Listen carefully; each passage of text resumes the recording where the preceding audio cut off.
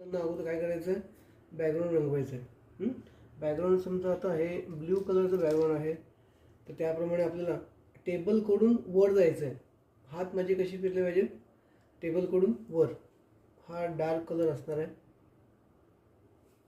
इथं.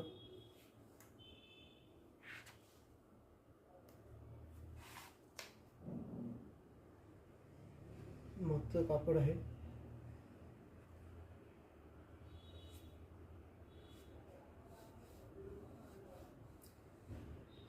ज्या भागात घडी आहे त्या भागामध्ये याप्रमाणे दाबून सावली दाखवायची आपल्याला. लाईटच्या भागामध्ये मात्र प्रेशर कसं करायचं आहे, कमी करायचं.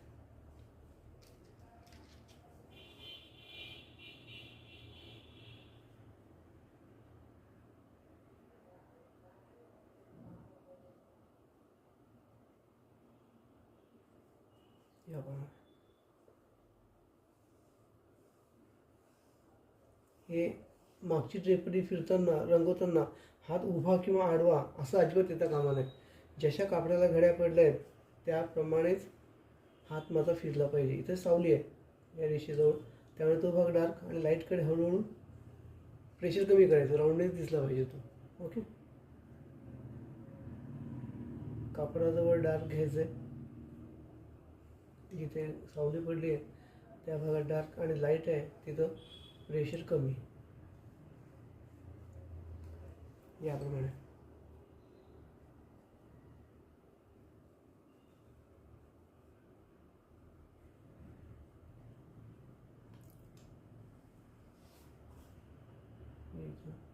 टेबलला पकडून मागचा भाग जो आहे तो डार्क आपल्याला रंगवायचा आहे. जिथं घडी आहे त्या भागामध्ये प्रेशर जास्त. बकेटच्या बाजूला पण सावली पडलेली असणार आहे कापडावरती बादलीची, त्यामुळे तो भाग पण कसा येणार आहे, डार्क येणार आहे. सावली बादलीची सावली असणार आहे.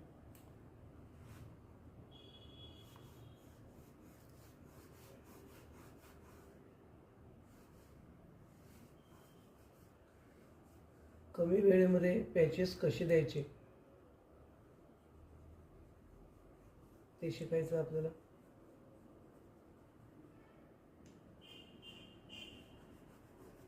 ह्याप्रमाणे हे बॅकग्राऊंड आपलं होणार आहे.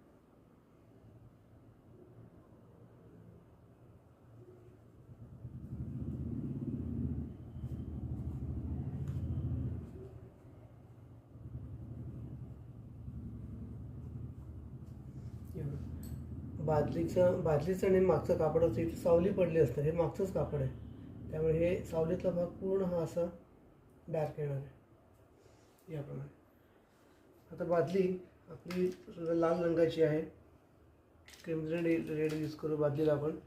लाईट ह्या बाजूने येतोय त्यामुळे बादलीवरती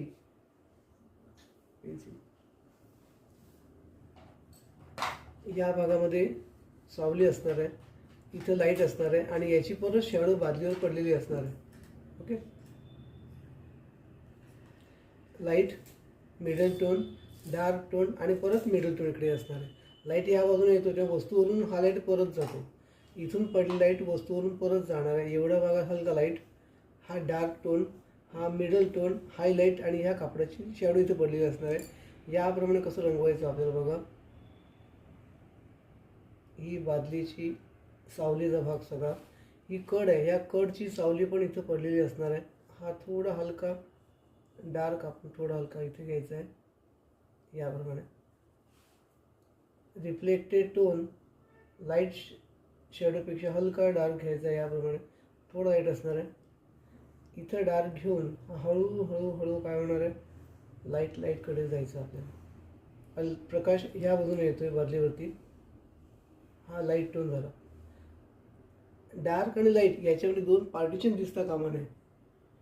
डार्क आणि लाईटमध्ये पार्टिशन दिसता कामा नये. एकदम प्रेशर कमी करायचं नाही, डार्क केल्यानंतर हळूहळू प्रेशर कमी करायचं, म्हणजे लाईन दिसणार नाही ती. एकदम हळूहळू सावकाश लाईटकडे आलो आपण, पार्टिशन दिसते नाही. पण आता ह्या ड्रेपरची सावली इथं असणार आहे त्यामुळे हा थोडा हलका डार्क येणार आहे. हा एवढा भाग थोडा डार्क येणार आहे, पण हा परत लाईटमध्ये काय होणार आहे, मिक्स होऊन गेला. बकेटचा शेवटच्या बेसची लाईन ही डार्क असणार आहे. तोंडाकडच्या भागामध्ये लाईट इकडे डायरेक्ट गेला, इथे डार्क असणार आहे. तोंडाकडचा भाग कसा रंगवायचा आहे याप्रमाणे. इथे डार्क,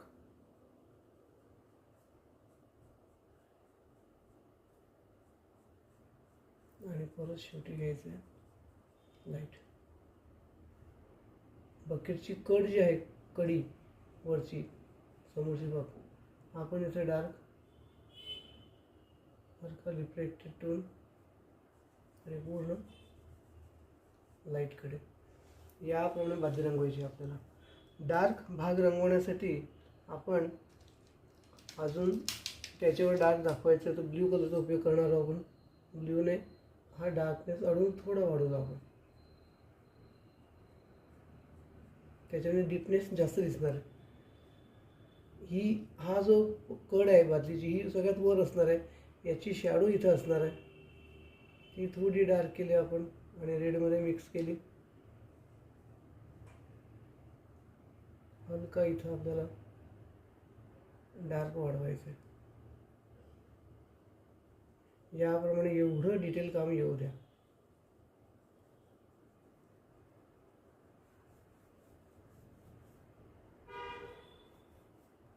ओके.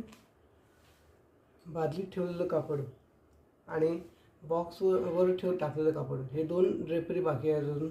बॉक्सवरचं कापड रंगवूया आपण. त्यासाठी समजा येलो कलर आहे, तर हा येलो ऑकर कलर जो आहे, हा येलो ऑकर आपण यूज करूया.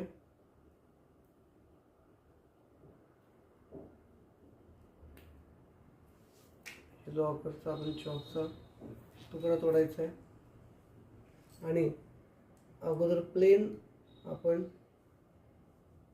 वॉश या कापडाचं देऊन घेऊया अगोदर, आणि नंतर मग जिथे सावली आहे त्या सावलीच्या भागाचं काम करून आपण ती सावली लाईटमध्ये मिक्स करून घेऊया. ही रंगवण्याची पद्धत आहे. इथे जसं डार्क लाईट गेलं आपण तसं न दाखवता या भागात थोडी वेगळी पद्धत यूज करू आपण.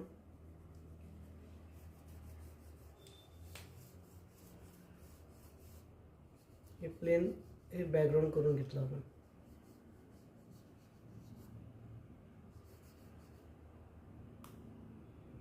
इथं ग्लास असणार आहे. ग्लासमधलं पाणी रंगीत वेगळं रंगवायचं आपल्याला. हे टेबलवरचं कापड. ओके, प्लेन रंगवून घेतलं आपण. आता यातलाच ब्राऊन कलर यूज करू आपण. ही बकेटची शॅडो कापडावर याप्रमाणे पडलेली आहे.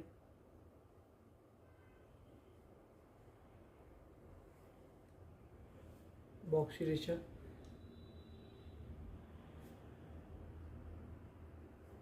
त्याच्या काही घड्या पडलेल्या आहेत कापडाच्या. त्या कापडाच्या घडीच्या जी शेवटची रेषा आहे ती याप्रमाणे आपण बोटाने काय करू शकतो, मिक्स करू शकतो. डिशची शॅडो त्या कापडावर याप्रमाणे पडलेली असणार आहे. ती रेषा पण आपण काय केली, आपण इथं अशी मिक्स करून घेतली. वांग्याची शॅडो असणार आहे, ब्रिंजलची.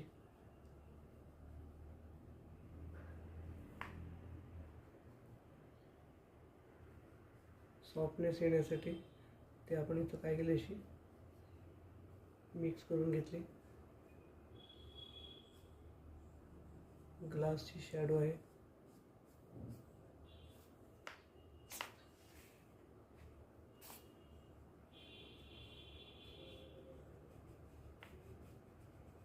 हे प्रॅक्टिसने तुम्हाला बरोबर जमणार. पहिल्या याच्यात जमणार नाही कदाचित. ओके.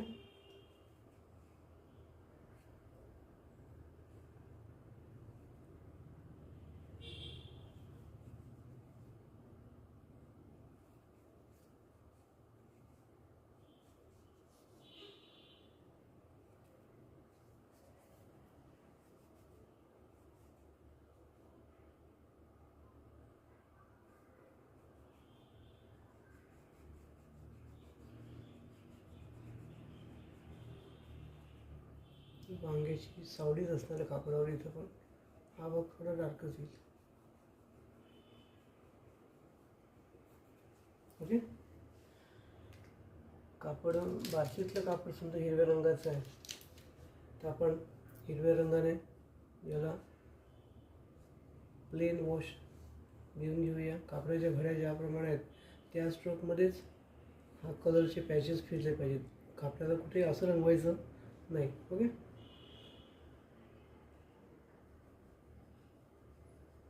हे कापड इकडे डार्क कलरने आपण त्या कापडावरच्या घड्या दाखवणार आहोत.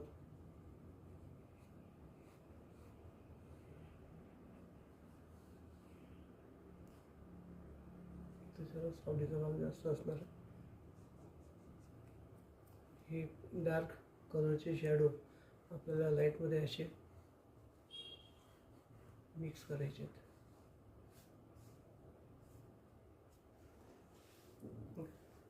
डिश ब्ल्यू कलरची, सफेद रंगाची डिश, पण आपण त्याला लाईट ब्ल्यू कलर आपण यूज करणार आहोत.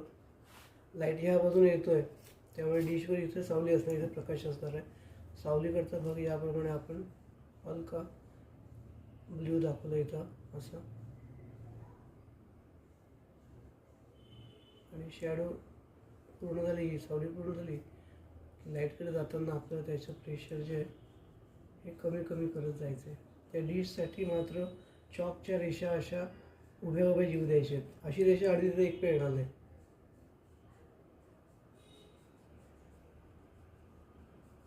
सगळ्या रेषा याप्रमाणेच.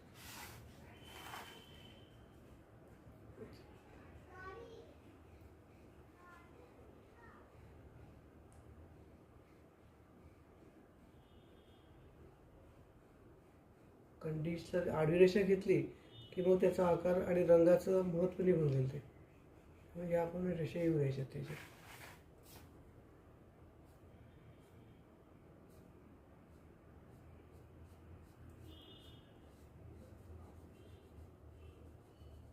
याप्रमाणे ही जी रेषा आपल्याला व्हाईटच ठेवायची आहे, कारण ती डीची थिकनेस असणार आहे. ती थिकनेस क्लिअर दिसावी म्हणून ही सावली आपण एक वेळ इथं ओढू शकतो. अशी कापडाची रेषाची, कापडाचा कलर आपण जास्त इथे डार्क करू शकतो. याप्रमाणे डीची थिकनेस दिसणार आहे. वांग रंगवताना थोडा हलका ग्रीन कलरचा पॅच टाकून घ्यायचा. वांग्याचा जसा आकार आहे तसेच हे कलरचे पॅच फिरले पाहिजेत. जांभळा रंग वांग्यासाठी, जांभळ्या रंगाचे काही स्ट्रोक जसा वांग्याचा आकार आहे तसेच त्याचे स्ट्रोक फिरवायचे.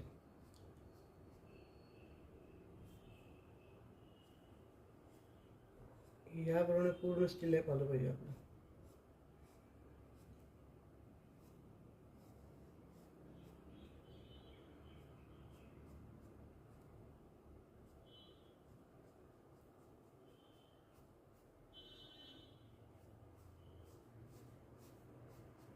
यातली डार्कनेस आता वाढवूया आपण.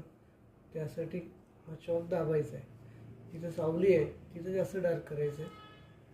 पण रेषा याप्रमाणेच फिरल्या पाहिजेत. त्या अशी आडवी रेषा उभी रेषा एका ठिकाणी यायला नको. ओके. एवढं काम. आता हा डार्कनेस वाढवण्यासाठी डार्क जांभळा कलर आहे तो आपण यूज करूया.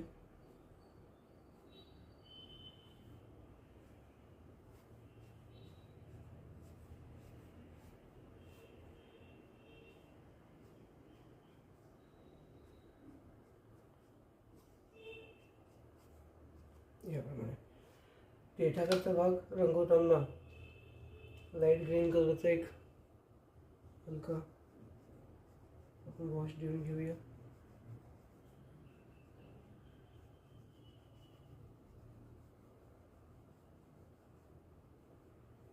आणि डार्क ग्रीनचा उपयोग करून त्याच पेठावरची सोळी शॅडो दाखवायची आपल्याला.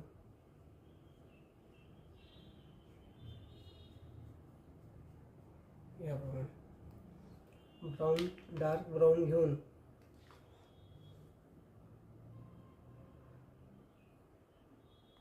त्याच्यावर असणारे काटे थोडे सदृश आपण करूया. ग्लास करताना आता ट्रान्सपरंट जो एरिया आहे तो आपण ब्ल्यूने करू शकतो.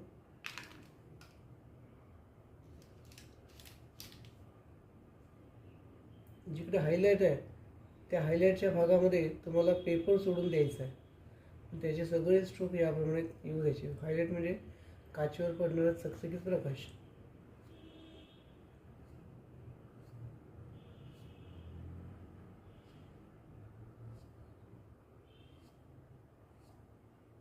हायलाईट पेपरचा सोडून द्यायचा लाईट कलर याप्रमाणे. आतला खोलगट भाग तो पण वरच्या सारखा सेम.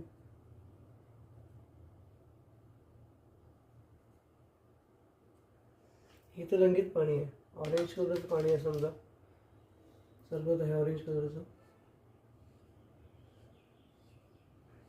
डार्क जिथे काचेला ट्रान्सपरन्सीमध्ये आपण हायलाईट सोडला, ऑरेंज कलर आपण तिकडेच हायलाईट सोडायचा आहे याप्रमाणे.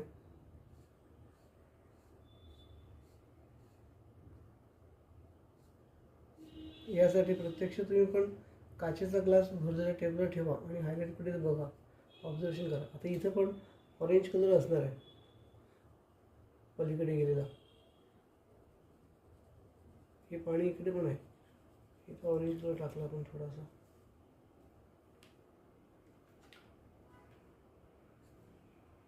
ब्लू कलर त्याचा हा बेस ग्लासचा.